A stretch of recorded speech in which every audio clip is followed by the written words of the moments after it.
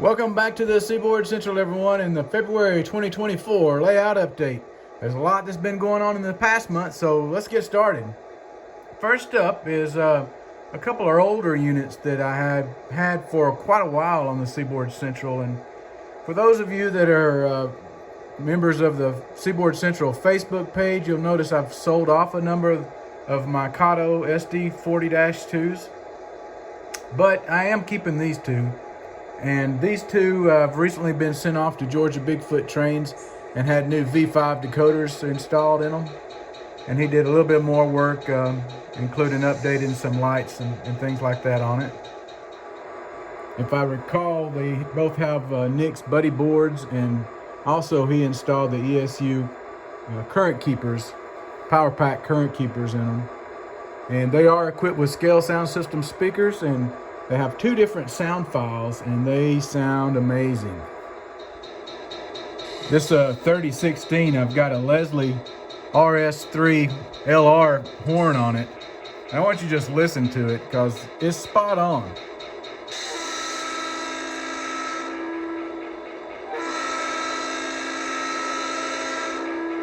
Doesn't that sound great? In addition to the DCC work, I also updated the weathering on them. And along with these two different sound files, they're just great running engines, and there's no way I can get rid of them.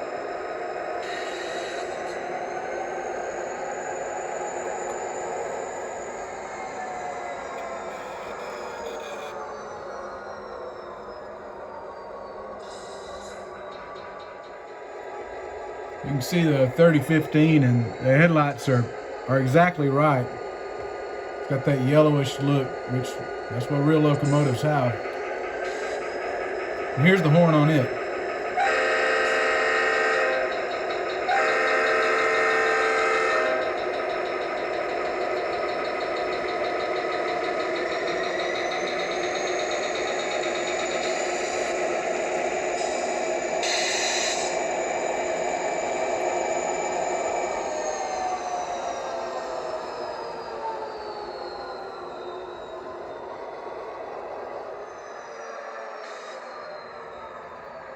One more shot of them coming on this end of the yard.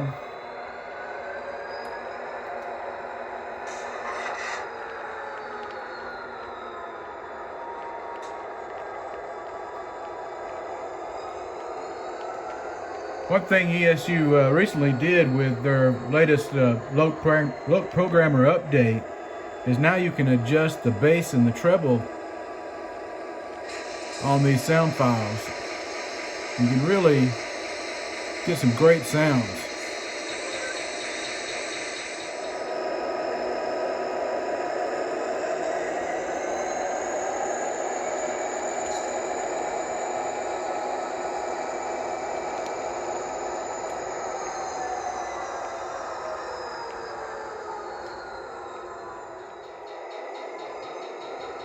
For those of you that's been watching the channel for quite some while, you know that I'm a locomotive engineer.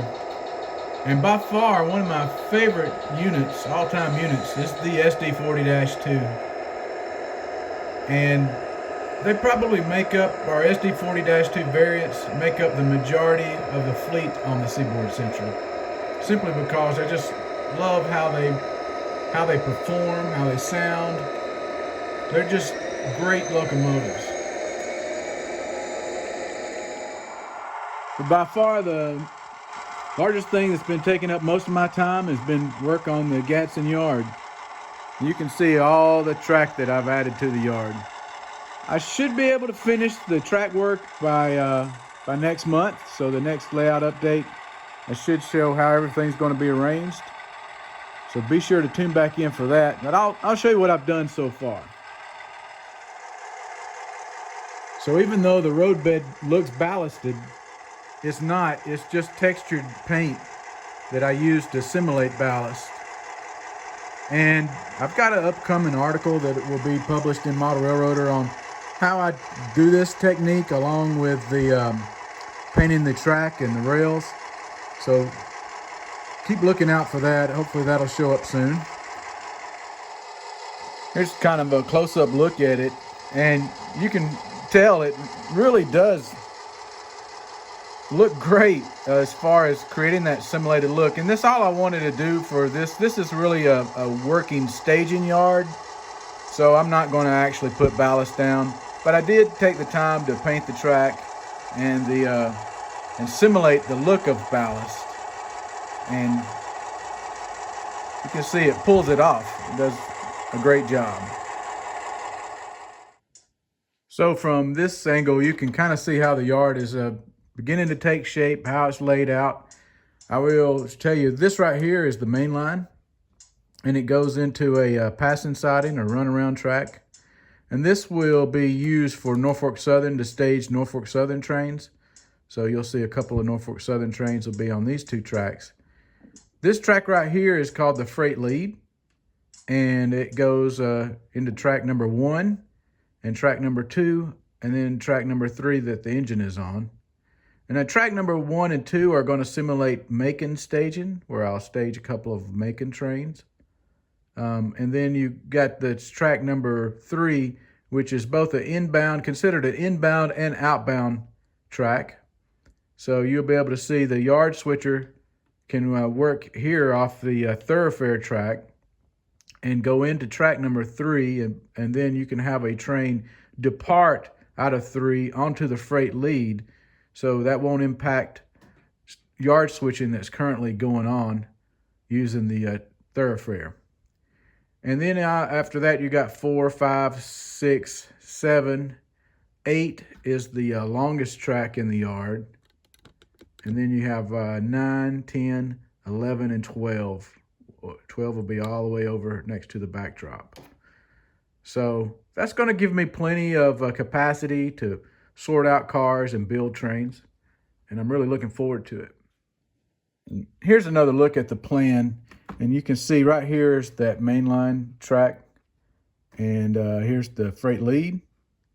And then the thoroughfare. And right here where the freight lead comes out, there's going to be a crossover to cross over onto the main line. And then the freight lead will go back into what will be called the inbound track. And it'll go into a spiral helix. So technically, realistically, you can have a yard switcher that's switching off of the thoroughfare onto the inbound track. And you can have another train depart off the freight lead through the crossover onto the main line. So that'll keep operations going. Now you can see here I've got other tracks added that's going to be for the shop. And I'm going to have a sand track, ready 1 and ready 2, where it will be a fuel pad, sanding and fuel. And then you'll have 2 shop tracks, and in the back a rip track. So I'll show you. Right here is how this is laying out. So you'll see the 2 pad tracks. This is ready 1 and ready 2. And just for reference, most yards, I know there's probably some exceptions, but most yards you number the tracks away from the main line. So if this is the main line, that's track 1, and it gets higher the farther away you get from the main line. So that would also pertain to these tracks. So this track is the closest track that would be to the main line. So this is considered ready 1, ready 2, shop 1, shop 2. And then behind the shop will be the rip track. So if you recall, these fuel pad, this is from the old layout, and this is where I'm going to end up putting it on the new layout. So I was able to keep these, to reuse them. Now you'll see big sanding towers added. And if you notice, if you look closely, it's kind of hard to see, but I actually made this look like sand. I used a different color textured paint to simulate a sandy look. So hopefully that'll be able to pull that off. And you can see how this is going to be laid out. One of the things that's going to take the longest is installing tortoise switch machines to control all these turnouts. So on this part of the layout, I do plan on using powered switch machines, Circuitron tortoise switch machines to control all these turnouts. So that's what's going to take up the majority of my year. So what's next? Next up, I'm going to continue to finish installing all the track and the turnouts. Everywhere I need to connect these tracks. And I'm going to have to get this section of the engine on is wired up with feeders and the track glued down. So I still got a lot of work to do here. And then I'm going to start on the next module that will connect these 3 tracks right here that will go out and connect to the helix, which will sit right here in the middle of this room.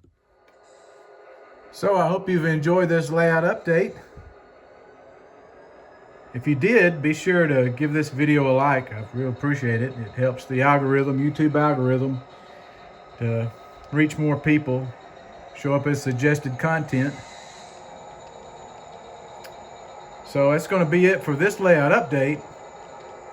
Be sure to tune in next week. We're going to pick up on that Realistic Ops series that I started. We'll do Realistic Ops Part 4 and get into more detail about how the real railroads do operations. So until next time, thanks for stopping by, and happy model railroading, everyone.